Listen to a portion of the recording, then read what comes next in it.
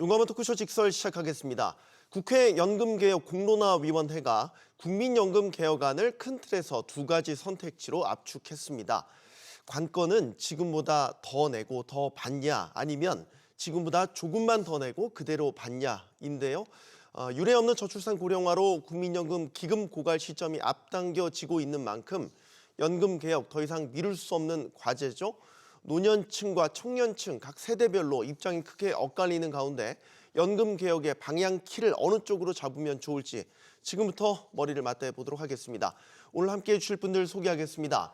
카이스트 산업 및 시스템공학과 김우창 교수, 또 한국보건사회연구원 최연수 연구위원, KDI 재정사회연구부 신승용 연구위원 나오셨습니다. 안녕하십니까? 네, 안녕하십니까? 네. 자, 저희 본 논의에 들어가기 앞서서 소득 대체율 이야기부터 먼저 나눠보려고 합니다. 일단은 확정된 안들을 보면 보험료율과 소득 대체율을 이제 조정을 하면서 개혁을 하자라는 게 이제 안마다 조금씩 갈리고 있거든요. 일단은 제가 김우창 교수님께 이 전반적인 개괄적인 내용을 좀 여쭤보도록 하겠습니다. 네네. 일단은 소득 대체율이라는 게 뭔지 간단하게 설명을 드리자면 그 국민연금을 내가 내고 은퇴한 다음에 얼마를 받느냐가 소득 대체율입니다. 네. 근데 소득 대체율의 40%가 현행인데요. 내가 40년 납입을 하면 생애 평균 소득의 40%를 65세부터 죽을 때까지 이제 준다라는 얘기거든요. 그러면 지금 이제 올라온 안 두 가지가 네. 1안은 50%로 올리자, 2안은 40%로 유지하자, 네. 또 1안은 보험료를 현재 9%인데 13%로 올리자, 2안은 보험료를 9에서 12%로 올리자. 그러니까 이 두 개를 약간 비교를 해보면 1안은 조금은 재정 안정보다는 좀 받는 쪽에 방점을 찍는 거고요. 이제 소득 보장이라고 보통 표현하는데요. 네. 2안은 재정 안정에 방점을 찍은 거죠. 그래서 제 개인적인 사견을 좀 말씀드리자면 네. 제가 지금 이제 공론화위원회 직전에 연금특위하에서 작년 1년 동안 그러니까 민간 전문가위원회가 돌아갔고요. 제가 거기 위원이었습니다. 네. 그래서 지금 그 공론화위원회에 올라온 요 안 자체가 작년에 이 전문가위원회에서 올린 안을 기반으로 지금 논의를 하신 거거든요. 네. 그래서 제 개인적인 사견으로는 이게 그 어떤 것이 맞냐라는 그 얘기보다는 사실은 더 많이 받으면 좋지만 그럼 더 많이 내야 되잖아요. 그렇죠. 네, 예, 맞습니다. 그리고 돈이 모자라면 많이 받고 싶으면 못 받는 그런 점이 있지 않겠습니까? 네. 지금 올라온 안들을 보면은 약간은 어떻게 미래의 재정을 해결할까라는 부분에 대한 건 좀 약한 것 같아요. 그래서 안 자체에 대해서 올려야 되냐 말아야 되냐라는 그런 논의 자체가 조금은 그 양쪽의 이 재정 안정과 소득 보장을 같이 봐야 되는데 이쪽에 방점을 찍을 거냐 이쪽에 방점을 찍을 거냐라는 그런 얘기만 나와 있어서 약간은 아쉬운 점이 있고요. 그렇죠. 그러니까 소득 대체율을 다시 설명을 드리면 평균 소득의 몇 퍼센트를 내가 연금으로 받느냐라는 거죠. 네네. 더 쉽게 설명을 드리면 월 100만 원이 내 평균 소득이라고 하면 국민연금을 통해서 100만 원 중에서 40만 원을 받을 거냐, 50만 원을 받을 거냐 이걸 이제 대체율로 저희가 생각을 해 볼 수 있겠습니다. 그러면 이어서 질문 드리면 소득 대체율을 지금보다 높이는 수준이 더 일단은 거기에 방점을 찍어야 된다라고 보세요? 사견은 어떠세요? 그러니까 저는 개인적으로 그런 식의 어떤 접근이 조금 위험하다고 봅니다. 그러니까 소득 대체율을 올리려면 거기에 맞는 재정 방안이 있어야 되거든요.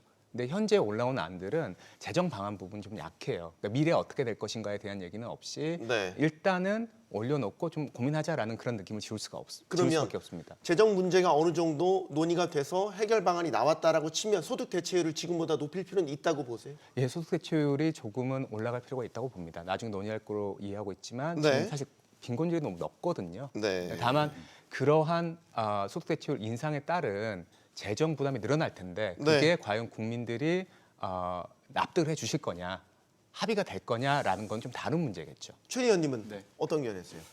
저는 일단 국민연금의 본질적인 목적이 뭔지를 생각해야 된다고 생각해야 되는데요. 네. 국민연금은 국민의 노후소득 보장을 위해서 만들어진 사회보험 제도잖아요. 그러니까 지금 사실 이제 저희가 아주 오랫동안 그 보험료율을 올리지 않은 상태로 유지를 해왔기 때문에 거기에 이제 저출산 고령화의 문제까지 겹쳐지면서 그 연금 기금의 안정성 문제가 이제 크게 부각되다 보니까 그런데 결국에는 본질적인 보장, 그 노후소득 보장의 문제를 생각하지 않은 상태에서 재정만 가지고 이야기했을 때는 국민들의 수용성은 굉장히 낮아질 수밖에 없다라고 생각하고요. 이미 이제 말씀하셨던 연금 특위에서 국민연금 보험료율을 현행 9%에서 뭐 많게는 15에서 18% 또는 뭐 적게는 12에서 13%까지 올려야 된다라는 부분에서는 대부분 공감대가 형성이 되어 있었던 걸로 알려져 있고요. 네. 다만 이제 소득 대체율을 어떻게 할 거냐. 그러니까 소득 대체율을 현행으로 유지할 경우에는 어떻게 보면 더 내기만 하고 받는 수준은 크게 나아지지 않는 이제 그런 방향이 되는 거고, 지금 이제 일안에서 나온 것처럼 보험료를 올리는 건 불가피하기 때문에 9%에서 12%까지 올리긴 하지만 그래도 노후소득 보장이 워낙 지금의 현 세대의 노인 빈곤율도 마찬가지지만 후세대에 가서도 노후소득 보장 수준이 그렇게 충분하지 않기 때문에 소득 대체율을 다시 50% 수준까지 올려야 된다라는 이제 두 가지 안으로 나눠진 건데요. 저는 이번에 두 가지 안을 비교해 보면 첫 번째 안을 개인적으로는 중요하다라고 생각을 하고 있는데, 보장성을 강화한 일안을 더 내더라도 보장성을 강화하는 부분이 국민연금의 본질적인 목표인 노후소득 보장을 위해서 또 사회보험의 역할을 고려했을 때 굉장히 중요하다라고 생각을 하는데, 국민들 입장에서 볼 때도 이 안 같은 경우에는 지금 보험료를 9%에서 올리지만 12%까지 올리지만 사실은 받는 수준은 달라지지 않는 형태거든요. 맞습니다. 어떻게 보면 굉장히 좀 그 수용성이 낮을 거라는 생각이 들고요. 일안은 어차피 보험료율을 올려야 되는데 1%포인트를 더 올리면서 받는 부분도 조금 더 올라가는 방향으로 하자. 물론 그게 그 연금 재정 안정에 기여하는 부분이 좀 부족하다라고 할 수도 있지만 장기적으로 보면 보장 수준을 높이면서 이후에 또 재정 상태를 계속 보면서 보험료율에 대한 추가 인상이라든지 이런 것들을 논의할 수 있는 구조, 그러기 위해서는 보험료율뿐만 아니라 소득 대체율 인상도 필요하다고 생각합니다.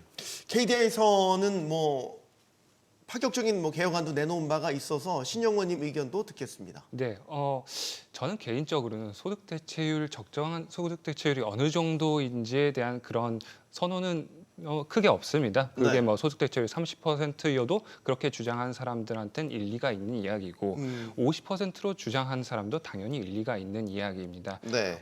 적정 수준이 어느 정도이냐? 솔직히 말해서 여기 계신 최현수 박사님이나 저기 김우창 교수님께서 더 잘 아시지 않을까 싶습니다. 그러면 신영원님의 네. 포인트는 뭡니까? 가장 중요한 건 뭐냐면요. 네. 소득 대체율을 주장하더라도 거기에 맞는 보험료율을 제시해야지 되는데 지금 전혀 맞지가 않습니다. 지금 국민연금 사람들이 굉장히 불만 많은 부분이 뭐냐면 미래 세대한테 부담을 너무 많이 전가한다라는 부분입니다. 폰지라는 용어까지 사용하면서 다단계라는 용어까지 사용하면서 그걸 하지 말자, 그런 포인트 때문에 지금 연금 개혁이 이렇게 화제가 되고 있는데 네. 지금 너무 낮은 보험료율을 지금 제한을 하고 있는 것이죠. 미래 세대에게 부담을 전가하지 않기 위한 최소 보험료율 수준이라는 게 있습니다. 소득 대체율이 40%일 때는 보험료율이 15.5%여야 되고요. 네. 소득 대체율이 50%일 때는 보험료율이 19.4%여야 합니다. 19.4%. 네, 맞습니다. 네. 이건 최소입니다. 모든 사람이 완전 적립 방식, 다시 말해서 내고 투자 수익을 낸 만큼만 받아가는 그런 시스템이 애초부터 실시되었을 때 보험료율인데 지금은 그게 아니라서 사실 보험료율은 더 높아야지 재정 안정화가 돼서 미래 세대에게 부담을 주지 않는다라는 말씀을 드리고 싶습니다. 예. 그런 차원에서 봤을 때 뭐 그렇게 말씀하시는 분들이 계시거든요. 보험료율 19.4나 15.5 너무 높으니까 네. 그냥 일반 재정을 투입하면 되지 않느냐, 그렇게 말씀하시는 분들이 계십니다. 네. 거기에 대해서 제가 막 지금은 반론을 제기하려고 하는 게 아닙니다. 네. 근데 그 안까지 생각한 거라면 그 안까지 포함해서 1안과 2안에 제시가 되었어야 이제 완전 완결성이 있는 좀 더 공평한 그런 제시가 아니었을까, 그런 생각이 듭니다. 가장 중요한 부분 가려놓고 투명하지 않게끔 않은 방식으로 1안과 2안을 제시했기 때문에 오히려 더 많은 비판을 받고 있다. 지금 그런 상황이라고 저는 보고 있습니다. 우리가 사실 이제 재정 얘기를 할 때마다 우리 주머니에서 나가야 되는 이제 보험료니까 불편한 얘기가 될 수 있는데 지금 신영원님의 방점은 불편한 얘기는 뒤로 제껴두고 소득 대체를 받는 거에 대해서만 너무 포커스가 돼 있다라고 보시는 건데 그런 기준으로 따지면 이번 국회 그 연금개혁 공론화위원회에서 내놓은 안은 기준이 훨씬 못 미치네요. 지금 소득 대체를 50%로 올렸을 때 최소 재정이 이제 저희가 보험료를 내야 되는 게 19.4%까지 올라가야 된다라고 하면 지금 이 개혁안은 두 가지 안다. 네, 잘못된 거네요. 네, 예, 기준이 턱없이 낮다는 얘기입니다. 예, 맞습니다. 그런 관점에서 저는 신 박사님 의견에 전적으로 공감을 하고요. 네. 저도 이제 아까 아쉽다는 말씀을 드렸었는데 딱 그 지점입니다.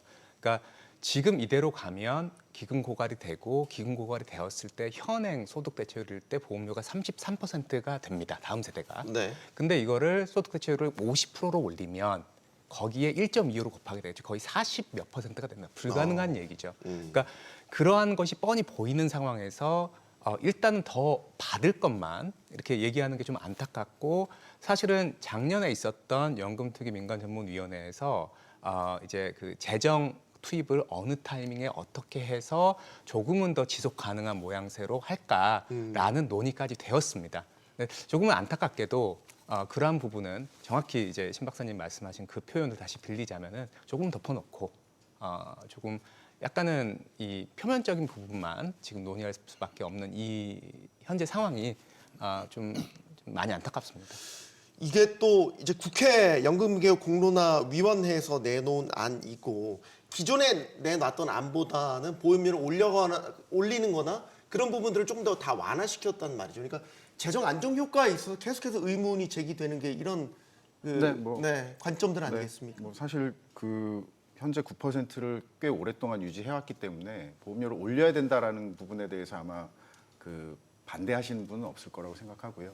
이제 어느 정도 수준까지 갈 거냐의 문제인데 지금 뭐 두 분께서 말씀하신 것처럼 현재 지금 1안 2안으로 나와 있는 부분은 단순히 이제 그 소득 대체율과 보험료율만 가지고 이야기하는 이른바 모수개혁 아니거든요. 네. 근데 그 이면에 훨씬 더 중요한 부분은 실제로 이제 정부의 재정 투입을 얼마나 어떻게 할 것인지 또 그런 방식 속에서 국민연금과 기초연금의 구조를 어떻게 바꿀 것인지 이제 이게 같이 논의가 되고 같이 보여지면 훨씬 더 선택할 수 있는 가능성이 더 많아질 텐데 이제 그런 부분이 지금은 아직까지는 뭐 논의는 계속 되고 있지만 구체적으로 보여지지 않는 상태라고 할 수 있고요.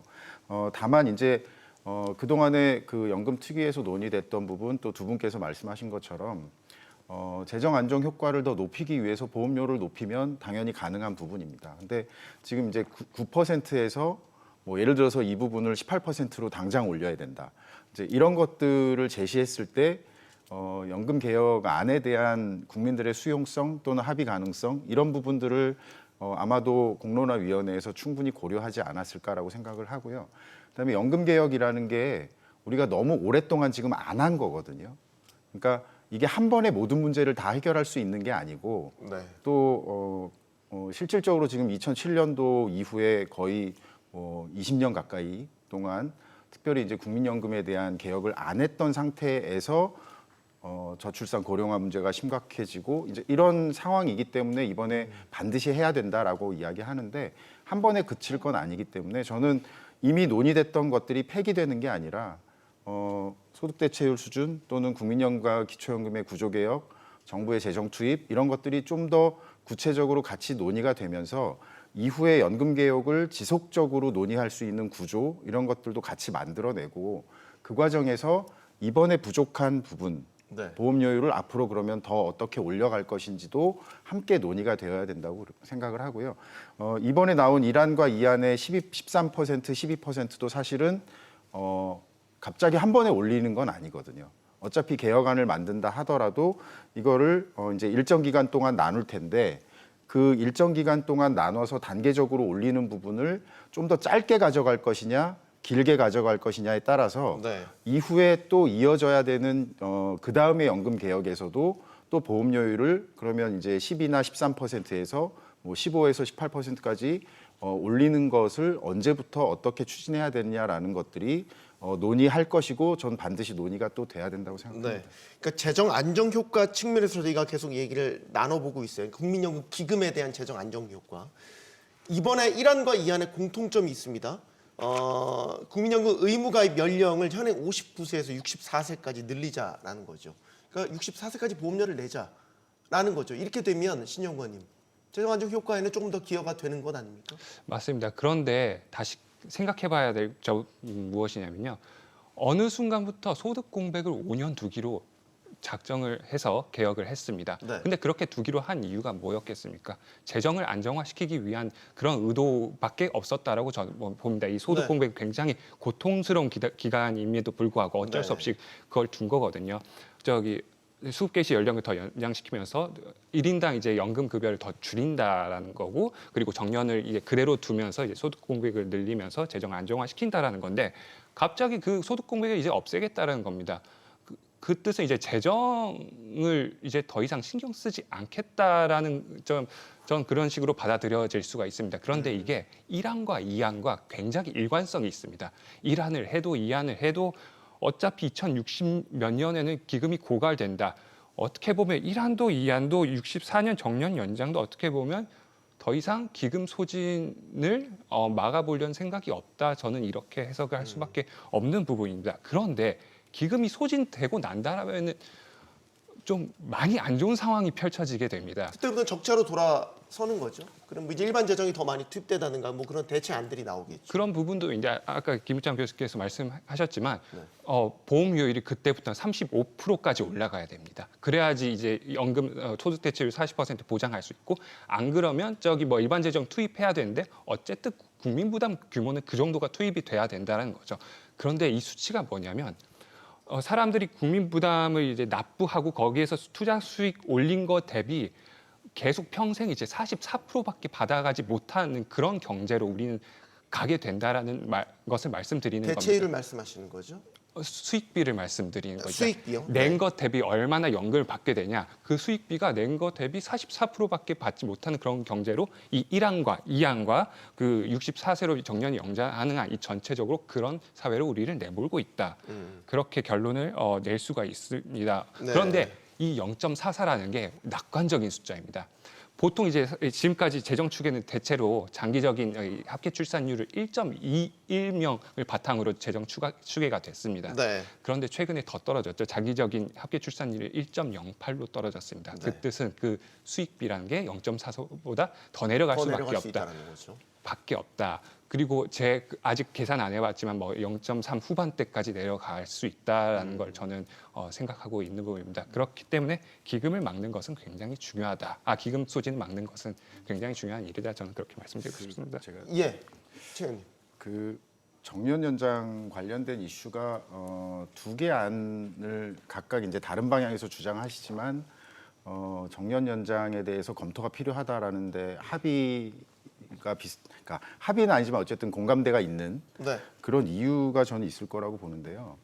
이제 당초에 국민연금이 시작될 때는 어쨌든 이제 60세까지 납부를 하면서 또 60세가 수급 개시 연령이었기 때문에 이제 그동안에 이제 재정 이슈가 되면서 어쨌든 수급 개시 연령을 5년에 1년씩 늦춰가면서 이제 2033년에 65세가 되는 건데요.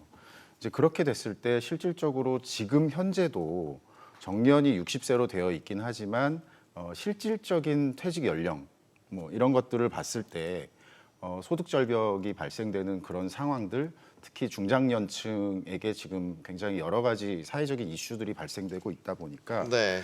근데 이런 상황에서 사실은 이제 연금 개혁안이 보험료를 더 내는 쪽으로 가게 되죠. 근데 보험료를 더 내게 되는 상황에서도 그대로 이 소득 절벽이 발생하는 그 60세부터 64세 기간 동안을 그럼 어떻게 대응할 것이냐, 이 문제가 필요한데요.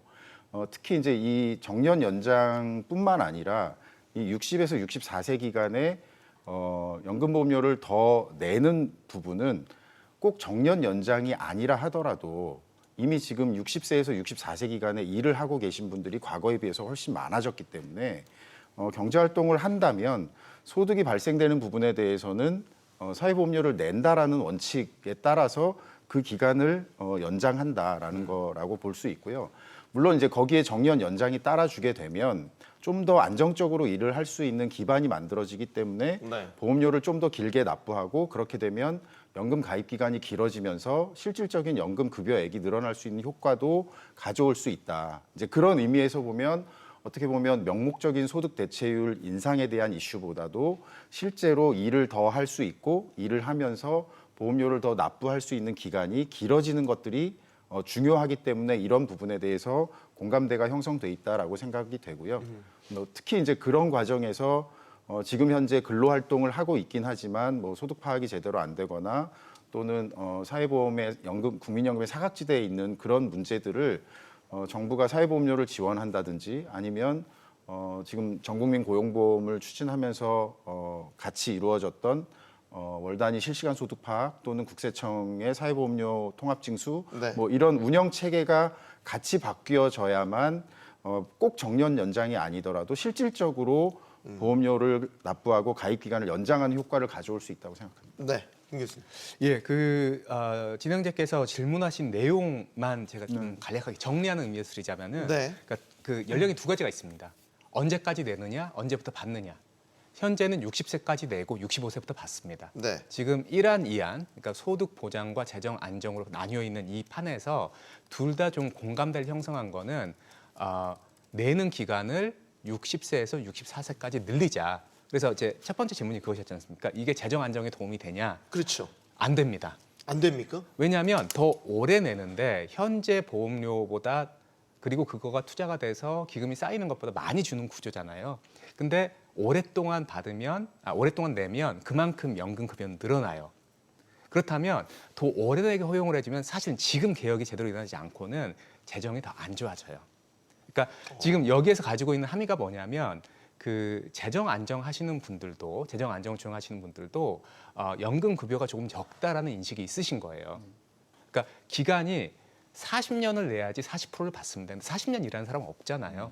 통상 30년을 그렇죠. 30년을 통상 30년을 일하고 30%를 받는데 그럼 너무 적다. 음. 그러니까 요즘은 60세부터 64세까지 일하는 분들이 많으니 그때 납입을 하게 해주고 그만큼 연금급여를 늘려주자라는 의미입니다.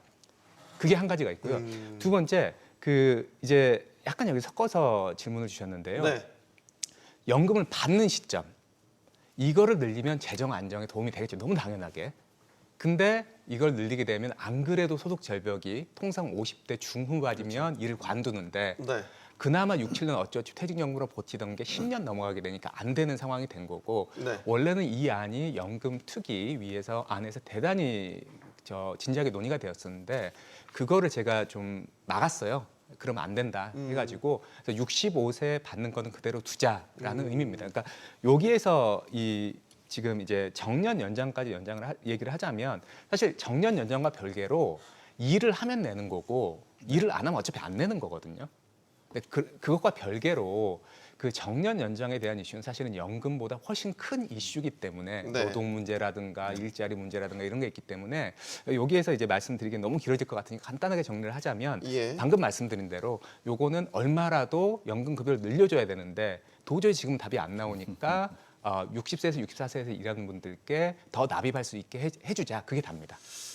자, 점점 머리가 아파지고 있습니다. 자, 그런데 이게 국회 특위산하공론화위원회가 이제 두 가지 안을 제시한 걸 가지고 이제 수기 과정을 거쳐서 500명의 시민대표단이 투표로 둘 중 하나의 안을 결정하자. 이게 물론 당연히 수기 과정을 거쳐야 되는 게 너무나 당연한 것 같은데 과연 이게 전문가 집단이 아닌 시민대표단이 투표로 결정해도 좋은 아닐까라는 거에 대한 의문 더하기 두려움도 약간 있는 것 같아요. 네, 뭐 그 결정 방식은 뭐 단순한 투표일 수도 있고 사실 이 500명이 뭐 중요한 의제이기 때문에 또 그 안에서 수기 과정을 거칠 수도 있다고 생각을 하는데요. 네, 일단은 전문가가 배제된다고 저는 생각하지는 않습니다. 왜냐하면 네, 이미 앞서 말씀하셨던 연금특위 또 공론화위원회 여기에 많은 전문가들이 참여해서 다양한 대안을 제시하고 그걸 가지고 논의를 하고 있고 또 가능하면 그 안에서 국민들이 수용 가능하고 합의 가능한 안을 도출하기 위해서 많은 노력을 하고 계시다. 네. 그런데 아까도 지금 저희가 1안, 2안 가지고도 벌써 이제 소득 보장에 방점을 찍는 그룹과 또 재정 안정을 보다 중시하는 그룹 이렇게 나눠져 있는데 네. 과연 그 안에서 전문가들 사이에 아마 합의가 더 어려운 구조일 거다. 그런데 중요한 부분은 사회보험제도는 결국에는 가입자가 중요하거든요. 그러니까 결국에는 가입자의 당사자성이 중요한데 네.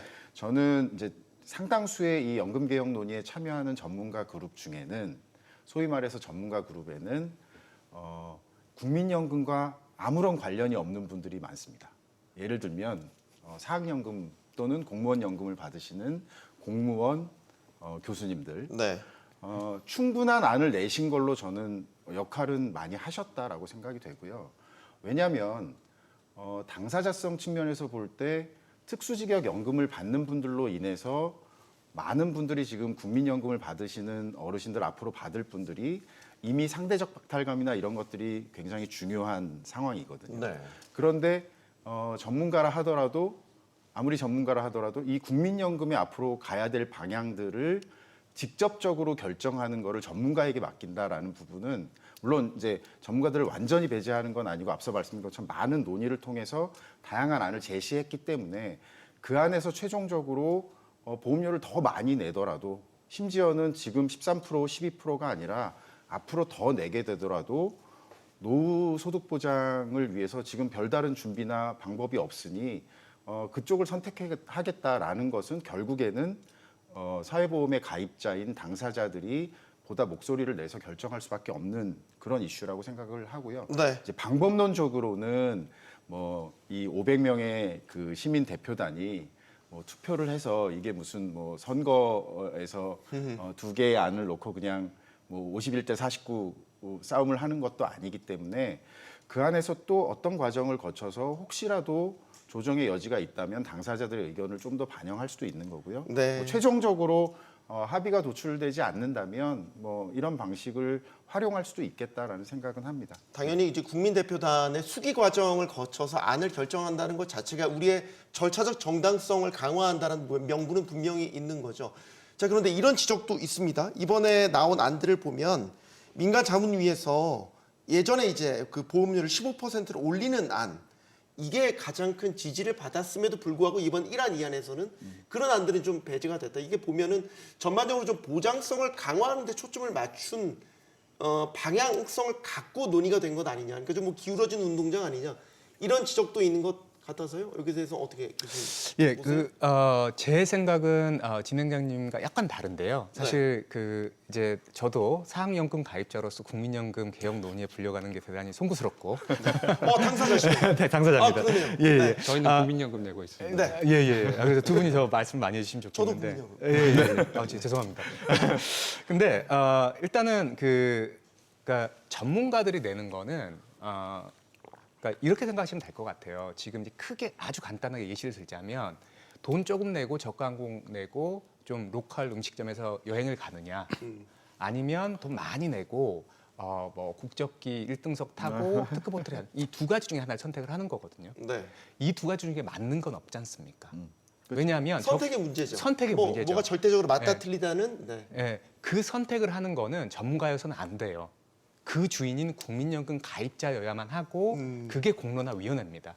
그러면 저가항공 타고 어디로 가서 무슨 동서로 노느냐라는 그거를 내주는 게 바로 전문가들이죠. 그래서 여기서 두 가지 말씀을 드리고 싶은데, 그러니까 전문가들이 내는, 그러니까 저도 포함한 이제 그 연금 특위도 있었고 뭐 재정계산위원회도 있었고 다 참여를 했었는데요. 전문가들은 이렇게 하면 이런 답이 나온다는 걸 낸 거예요. 네. 그러면 이제 크게 두 가지로 나뉜 거고, 아까 신 박사님 지적하신 것처럼 그것이 진짜 중요한 부분을 좀 이제 가렸다라는 부분이 아쉽지만 그건 이미 결정이 됐으니까 더 이상 언급하지 않는 걸로 하고. 네. 그러면 이제 그 현재 수기단이라는 게 뭐냐면 500명들이 다 논의를 할 수가 없으니까 객관식 문제를 내주는 게 수기단입니다. 그러니까 순서로 보면 그 전문가들이 있는 연금특위 내에 민간전문위원회가 있었고요. 그게 작년에 있었습니다. 지금 현재 제가 지난 주말에도 갔다 왔거든요. 거기서 발표를 했는데 네. 현재 돌아가고 있는 게 수기단입니다. 네. 이거는 앞으로 4월 달에 있을 500명의 어떤 선거를 앞두고 문제와 보기를 만드는 거죠. 그리고 그 500명은 여기서 나온 문제 보기에 투표를 하는 걸로 저는 이해를 하고 있습니다. 그런데 이게 연금 개혁에 있어서 저는 좀 생각이 다르지만 어찌됐든 가장 중요한 것 중에 하나가 사회적으로 합의가 돼서 연금 개혁이 실행이 돼야 되는데 실행이 안 될 거면 안 하는 이만 못 하거든요. 네. 근데 연금 보험료를 15% 올린다는 얘기는 전문가 입장 계산해 보면 나오니까 그렇게 하는데 15% 올리면 일단은 가입자보다 기업들이 절반을 매치해 주지 않습니까? 그러면 기업들의 인건비 부담이 3%가 늘어난다는 거거든요. 그러면 뭐 삼성이나 하이닉스 같은 큰 기업은 버틸 수 있을 거예요. 네. 그런데 중소기업들이 문제가 발생할 수 예, 있죠. 그러니까 연금 개혁을 위해서 일자리를 없애버릴 수는 없다라는 인식 하에 일단은 다음에 개혁을 더 하자라는 그런 인식 하에서 여기 정도로 낸 거로 알고 있고요. 네. 그렇다고 한다면 그 12%라고 하는 거는 그런 거죠. 모자라지만 일단 한 발이라도 가자라는 식으로 이제 수기단에서 결론을 낸 걸로 이해를 하고 있습니다. 네. 그러니까 재정 안정은 완벽하지 않지만 그래도 한 발이라도 가자. 네. 자, 이런 가운데 저희가 이제 신 위원님한테 질문을 드릴 건데 KDI에서 파격적인 안을 내놓은 게 있습니다. 연금을 신세대, 구세대로 아예 분리해서 운영하자. 이전에 제시되지 않았던 좀 파격적인 안이어서 많은 사람들의 주목도 받았고 갑론을박도 있었고요. 일단 이 개혁안에 대한 설명부터 부탁을 드립니다. 네, 맞습니다. 지금까지의 이제 연금 제도는 너무 적게 내고 그거에 비해서 많이 받는 그런 구조였기 때문에 그래서 이제 기금이 고갈되는 식으로 저희가 나아가고 있는데 네. 이제 끊어버리자. 개정을 아예 분리해버리자. 분리해버리자라는 네. 겁니다. 이제 보험료를 구 계정에 넣지 말고 신 계정을 만들어서 여기에만 넣자. 모든 사람이 지금부터 그런 뜻이고요. 보험료를 내고 투자 수익을 낸 만큼만 이제 사람들이 받아가는 식으로 그게 이제 완전 적립 방식이라고 하거든요. 그런 식으로 이제 새로운 연금으로 다시 태어나자라고 하는 겁니다. 그런데 이제 완전 적립 방식이 어떻게 보면 장기적으로는 가장 효율적인 연금이거든요. 왜냐하면 완전 적립 방식보다 기금이 더 높은 현실적인 연금 제도는 없습니다. 그게 무슨 뜻이냐면 원금이 가장 높다는 뜻이고 기금 운용 수익을 가장 많이 생산할 수 있는 그런 연금 제도이란 뜻입니다. 네. 그러니까 사람들의 국민 부담을 더 줄여줄 수 있는 여지가 더 많이 극대화된다. 장기적으로 그런 제도이기 때문에 어떻게 보면 장기적으로 연금계의 페라리 뭐 이런 식으로 볼 수도 있을 것 같습니다. 연금계의 페라리. 맞습니다. 네. 새로운 비유를. 네. 그런데 이제 여기에서 문제가 되는 게 그 페라리를 사려면 비용이 든다. 뭐 그런 것이죠. 네. 구연금에 대해서는 이제 너무 적게 낸 것에서 많이 받았기 때문에 그 약속된 연금을 보장하기 위해서는 현재 가치로 이제 609조 원의 재정 투입이 필요하다라는 그런 문제점이 있을 수 있습니다. 네. 그 부분에 대해서 간략히 말씀드리자면 과연 이건 일단 첫 번째 감당 가능한가 이 부분인데요. 저는 감당 가능하다라고 말씀드리고 싶습니다.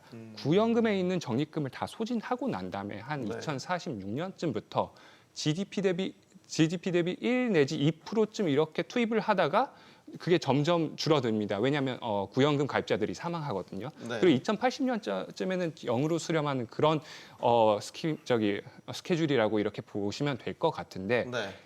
일단 1차적으로 1안, 2안 보시면 이 안들이 재정 지속을 가능하게 하려면 GDP 대비 최소 이제 3, 4%는 평생 투입해야 되는 그런 안들입니다. 네. 이건 가능하다고 말하면서 이 609조는 불가능하다고 말하는 건 어불성설입니다. 이 609조는 더 가늘게 짧게 내는 건데 1안, 2안 이거는 더 두껍게 평생 내는 거거든요. 그렇기 때문에 그런 관점에서 봤을 때 609조는 감당 가능하다. 감당 가능하다. 그런데 1, 2안 이렇게 떼놓고 봤을 때 뭐 약간 부담스러운 수치일 수는 있습니다. 그런데 제가 더 말씀드리고 싶은 거는 신연금 개혁했을 때 편익은 609조를 넘는다라는 걸 말씀드리고 싶습니다. 왜냐하면 편익이 609조를 넘는다. 네네 누적적인 편익이 지금 현행 제도에서 재정을 안정화시키기 위한 보험료율 수준은 정부에서도 발표하고 있지만 21% 정도입니다. 근데 저희가 신연금 제도에서 제안하는 거는 보험료율 15.5%만으로도 현행 소득 대체율 40% 정도의 수준을 유지할 수 있다라는 네. 그 갭이 GDP 대비 한 2% 이 정도 된다라고 저는 생각하는데 매해 그 순편익이 GDP 대비 2%씩 발생하는 겁니다. 그래서 보수적으로 이렇게 잡아도 그 누적 편익이 한 15년, 20년만 지나도 609조가 커버가 됩니다. 그 다음부터는 계속 더 쌓이는 거죠. 네. 좀만 더 재밌는 거 말씀드릴 건 뭐냐면 조금만요. 아니, 일단 두 분 의견도 좀 들어봐야 돼요. 예, 예. 이게 새로 나온 개혁안이어서 일단 제가 재정 분리하자는 거잖아요. 일단 네. 제가 지금. 조금 반대되는 입장 뭐 네, 일부는 반박 좀 동의하고 해주십시오. 뭐 그런 게 있어서 네. 일단은 뭐 구연금으로 분리했을 때 이제 그 구연금에서의 재정 투입 문제 그 이슈는 당연히 공통적으로 제기가 되는 네. 부분이고요. 그걸 어떻게 해결할 거냐. 그 문제는 당연히 지적을 받으실 거라고 생각이 되고요. 그다음에 이제 신연금인데요. 그 낸 만큼만 받는다. 기여형. 네. 네. 뭐 소위 DC 방식으로 맞습니다. 확정 기여형으로 한다라고 했을 때 그러면 한마디로 말씀드리면 국가가 운영하는 개인연금 비슷한 방식이거든요.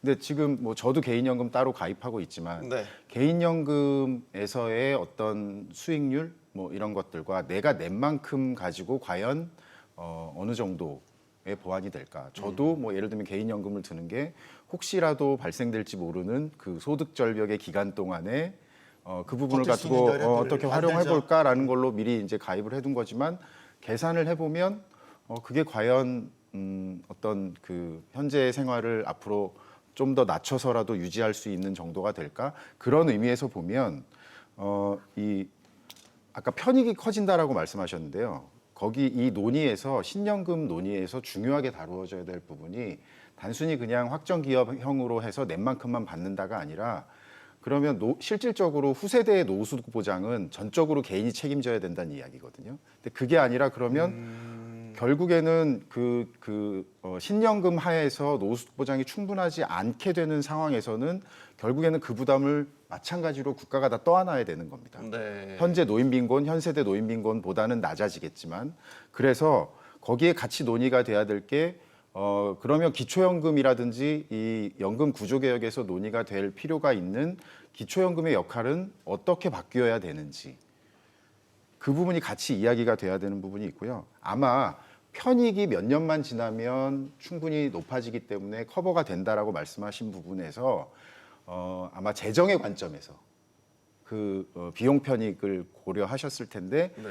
전체적인 사회의 편익을 고려했을 때 과연 그 노후소득 보장과 관련된 이슈 구연금에서 609조가 들어가는 것 이외에 국가가 노인빈곤이나 아니면 노후소득 보장을 위해서 추가적으로 부담해야 되는 것들 이제 이런 것들도 사실은 재정 소요와 관련해서는 충분히 고려가 될 필요가 있다. 연금만 놓고 보면 네. 굉장히 합리적으로 보일 수 있다라는 것은 분명히 맞지만 네. 전체적인 그 노숙 보장의 틀이라든지 그런 것들을 같이 고려하게 되면 조금 더 네. 추가적으로 논의가 될 필요가 있다라고 생각합니다. 신년. 네, 그 오해하시는 부분이 있습니다. 뭐 기여형이라고 해가지고 보통 사람들이 개인 계좌제를 상상하기 때문에 이제 사적 연금과 다름없다라고 말씀하신데요. 저희가 보고서에서 제안하는 건 뭐냐면 개인 계좌제를 두자 이게 아닙니다. 세대별로 통합 계좌제를 두자라는 겁니다. 그렇게 하면 고소득층에서 저소득층으로의 소득 이전이 가능해져서 지금 현행 시스템 같이 지금 현행 시스템은 A+B라고 하거든요. 그런 식으로 이제 소득 재분배 기능이 탑재가 돼 있는데 똑같은 방식으로 이 신연금 제도에서도 그 소득 재분배 기능이 탑재가 가능하다라는 걸 말씀드리고 싶습니다. 그리고 또 한 가지 말씀드리고 싶은 거는 그 전체적인 사회 후생을 더 극대화하기 위한 최소 조건은 뭐냐면 국민 부담을 최소화하는 겁니다. 그 다음에 국민 부담을 어떻게 구성을 할지 그 다음 문제이고 그거에 따라 더 이제 사회 후생이 더 커질지 작아질지가 결정되는 것이지 국민 부담을 최소화하는데 그 사이에서 이제 보험료로 할 것인지 일반 재정으로 할 것인지 그 이슈는 남아 있지만 어쨌든 최소화는 국민 부담을 최소화하고 봐야 더 좋은 사회가 되지 않겠습니까라는 네. 것을 지적드리는 겁니다. 네. 상당히 파격적인 아니어서 상당히 이 전문가들 사이에서도 의견들이 다양하세요. 네, 교수님. 예, 저는 이제 그 신 박사님 보고서를 처음 봤을 때 대단히 기뻤습니다. 신 박사님 보고서가 얘기하는 것의 핵심은 정부 재정을 언제부터 투입하는가가 핵심입니다. 그러니까 사실 뒤에 신개정을 만드느냐 안 만드느냐 이전에 현재 우리가 머리 아파하는 이유는 뭐냐면 기존에 쌓인 미정리 부채가 너무 크거든요. 네. 사실 정확히 10년 전에 공무원연금 개혁할 때 제가 국민연금 2.0으로 똑같은 안을 한번 발표를 했었어요. 네. 근데 제가 이제 구체적인 수치를 밝히기는 어렵지만 내부 자료를 보고 덮었거든요. 그러니까 왜냐하면 이 609조라고 하는 숫자가 저는 좀 생각이 달라요. 근데 저는 이제 숫자를 많이 계산해봤으니까. 그래서 일단은 하지만 요건 확실합니다. 그러니까 지금 이대로 정부가 아무런 역할을 하지 않고 있고 기금이 고갈된 대우의 역할을 한다면 엄청 돈을 많이 내야 돼요. 영원히. 그런데 조금만 일찍 내면 말씀하신 것처럼 GDP 1% 정도로 해결이 가능하거든요. 네. 그러니까 그런 의미에서 저는 이제 이 신 의원님의 보고서를 너무 기쁘게 보았고, 다만 현실화의 문제가 이런 게 있어요. 이제 많은 나라들이 요거를 생각을 안 해봤을 리가 없잖아요. 근데 그럼에도 불구하고 연금 제도를 끌고 가려고 노력을 하는 이유가 만약에 우리가 신연금, 구연금 이렇게 쪼개버리면 구연금조에 있는 부채가 지금은 전혀 국가 부채에 반영이 안 됩니다. D1부터 D4까지. 네. 근데 그 순간 609조는 조금 이제 과소평가됐다고 생각하는데 609조로 받아들이고 그 순간 지금 국가 부채가 1,100조 정도 있거든요. 그래서 지금 부채가 많다고 난리잖아요. 긴축을 하고. 예. 그 순간 우리나라 국가 부채가 609조가 늘어납니다. 근데 그 609조는 현재 우리가 현금으로 609조가 있었을 때의 얘기고 미래에 예를 들면 채권 같은 걸 발행해서 하는 거잖아요. 국채 발행해야죠. 국채 발행을 해야죠. 네. 그럼 그 이자 비용까지 하면은 갑자기 국가 부채가 2배로 늘어나요. 네. 그러니까 이게 개정 분리 이전에 결국 본질은 기존에 있는 부채를 어떻게 해결할 것이냐인 것이고 지금 이제 신 의원님이 제안해 주신 정부 재정을 기다렸다가 나중에 4% 5% 하지 말고 조금 일찍 1% 하자. 이 얘기는 격히 공감하고 사실은 두어 달 전에 저도 연금 특위에서 내었던 안 3.15라는 안이 있거든요. 네. 그러니까 거의 유사한 안이지만 저는 이 현재 제도를 유지하죠. 왜냐하면 그걸 하지 않으면 지금 저 부채가 너무 늘어나 버리니까 그 자리에 그 딱 저기서 부분도, 불러주셨거든요. 그래서 여기까지 말씀드리겠습니다. 네. 저도 그래서 그 부분에 이 대해서 잠깐만요. 말 좀 말씀해 주시죠. 저희 시간은 많이 없습니다. 가만히서 좀 줄여서. 그래서 취지에는 격히 공감을 하나 아직 이제 보고서를 자세히 이제 그 요약본만 보내셔가지고 이제 좀 생산적인 논의가 이제야 가능해지지 않을까. 국가가 재정 투입을 국가의 역할을 조금만 일찍 한다라는 게 되면 사실 우리 그렇게 절박하지 않거든요. 할 수 있는 거 많습니다.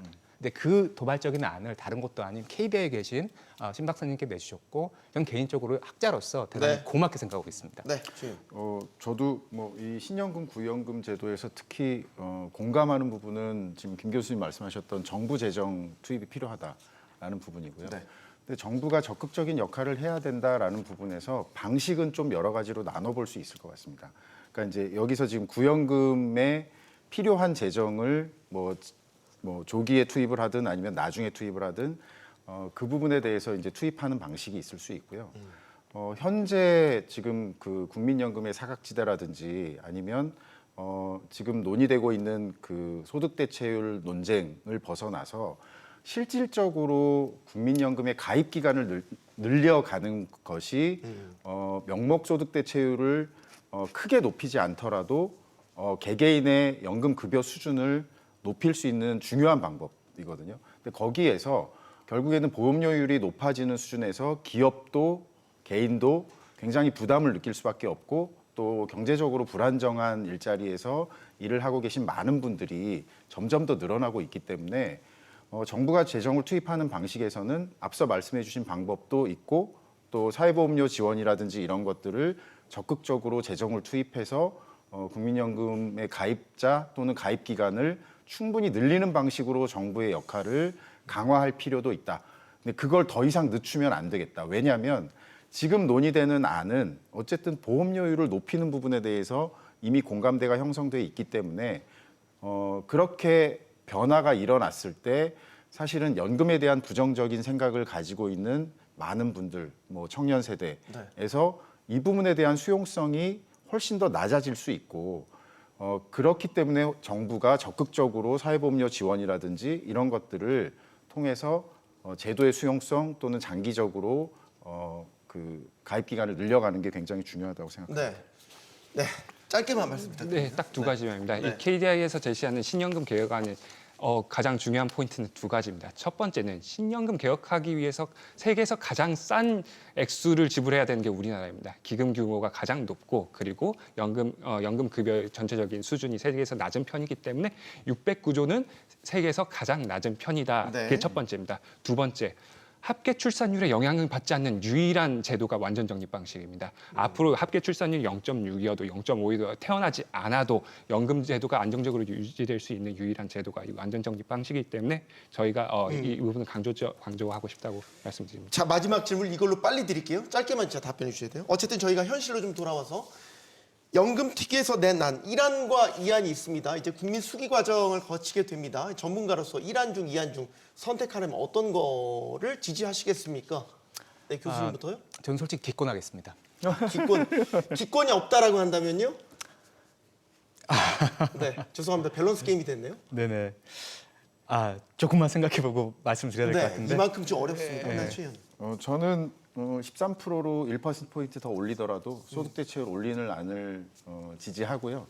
그다음에 거기에 덧붙여서 기초연금과 국민연금과의 관계, 그러니까 구조개혁안이 빨리 더 구체적으로 나와야 된다. 특히 기초연금을 최저보증, 그러니까 국민연금과 기초연금을 합쳐서 일정한 노후보장 수준에 도달할 수 있도록 기초연금의 역할 구조를 좀 바꾸어 가고 네. 그 부분이 이제 좀 중요합니다. 근데 현행 기초연금을 단순히 인위적으로 70%의 노인에서 뭐 50%로 줄인다 이런 문제가 아니라 실제 국민연금을 받고 있는 수준과 연동해서 기초연금이 역할을 할 수 있도록 그런 구조개혁안이 같이 나와줘야 된다라는 말씀을 드리겠습니다. 신현님.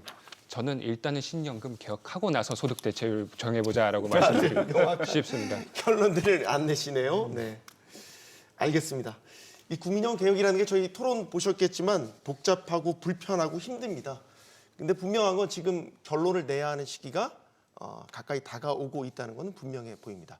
오늘 토론 저희 마치겠습니다. 고맙습니다.